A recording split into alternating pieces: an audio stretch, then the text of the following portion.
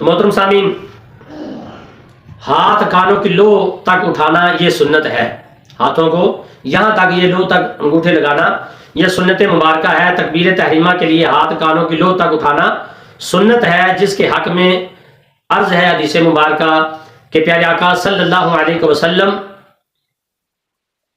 بوقت تکبیر تحریمہ میں دونوں ہاتھ کانوں کی لو تک اٹھاتے تھے، یہ حدیث میں ہے۔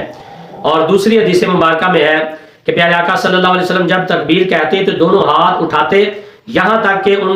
ان کو کانوں کے برابر لے جاتے۔ تیسری حدیث مبارکہ ہے کہ بے شک آپ صلی اللہ علیہ وسلم جب نماز شروع کرتے تو اپنے دونوں ہاتھوں کو کانوں کے قریب کانوں کی لو تک اٹھاتے اور پھر ایسا نہ کرتے۔ حدیث شریف میں پیارے آقا صلی اللہ علیہ وسلم تکبیر کے لیے ہاتھ اٹھاتے تو آپ صلی اللہ علیہ وسلم کے دونوں انگوٹھے کان کی لو کے برابر یا قریب ہو جاتے۔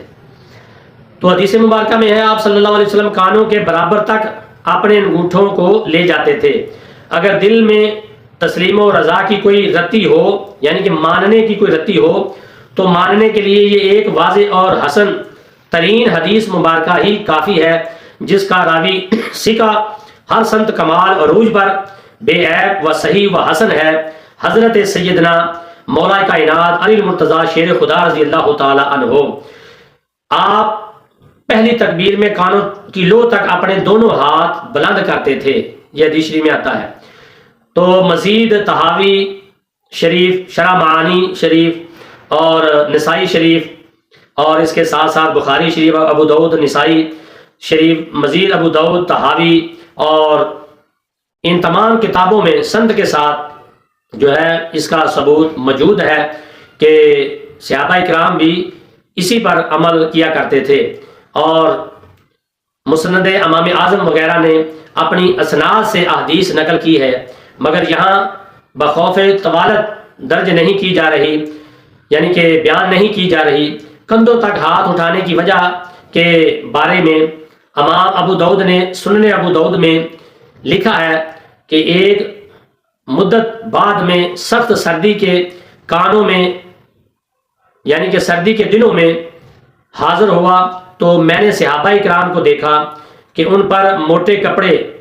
یعنی کہ کمبل وغیرہ اوڑے ہوئے تھے، جن کے اندر سے ہاتھوں کو تکبیر کے لیے حرکت دیتے۔ اور امام طحاوی نے شرح معانی میں لکھا ہے کہ اپنی بحث میں لکھتے ہیں کہ جب حضور صلی اللہ علیہ وسلم نے کانوں تک ہاتھ نہ اٹھائے تب سردی کا عذر تھا، جس کے بارے میں حدیث سیدنا وائل رضی اللہ تعالی نے فرمایا کہ میں نے دیکھا کہ آپ صلی اللہ علیہ وسلم جب نماز شروع فرماتے تو دونوں ہاتھ کانوں کے مقابل اٹھاتے، اور راوی نے کہا جب میں پھر آیا تو میں نے دیکھا جان سے پیارے آقا صلی اللہ علیہ وسلم نے نماز کے شروع میں ہاتھ سینے تک اٹھاتے، اور ان پر گرم لوئیاں تھیں، یعنی کہ سردی کا موسم تھا، گرم چادریں وغیرہ لی ہوئی تھی، اس وجہ سے آپ صلی اللہ علیہ وسلم نے جہاں تک ہاتھ پہنچے سینے تک اٹھا لیے، یعنی سردی کے سبب ہاتھوں کو باہر نہیں نکالتے تھے۔ لہذا پیارے آقا صلی اللہ علیہ وسلم کا اکثر فعل مبارک کانوں تک ہاتھ اٹھانا حدیث مبارک سے ثابت ہے۔ تو محترم سامعین، حنفی مذہب کا کمال دیکھیں، تکبیر تحریمہ کے وقت ہاتھ اٹھانے کے بارے میں 3 قسم کی روایات ملتی ہیں، یعنی نمبر 1 کندھوں کے برابر ہاتھ اٹھانا، نمبر 2 کانوں کی لو کے برابر ہاتھ اٹھانا، نمبر 3 کانوں کی لو تک ہاتھ اٹھانا، ایک تو ہے برابر، ایک لو تک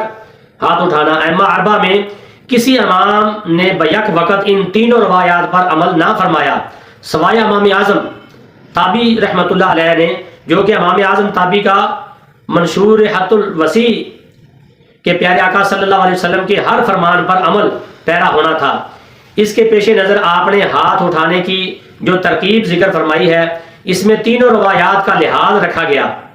آپ نے فرمایا کہ ہاتھوں کو اس طرح اٹھائیں کہ ان کا نچلا حصہ کندھوں کے برابر ہو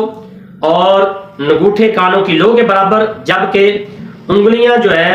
وہ انگلیوں کے پورے کانوں کے برابر آ جائے، یعنی کہ تینوں حدیثوں پہ اس طرح عمل ہو جاتا ہے جب ہم اس طرح ہاتھ اٹھاتے ہیں، تینوں روایات پر عمل ہو جاتا ہے۔ تو یہ کمال فقہ حنفی ہے، یعنی کہ امام اعظم رحمۃ اللہ علیہ کا کمال ہے، انہوں نے ہمیں تینوں حدیثوں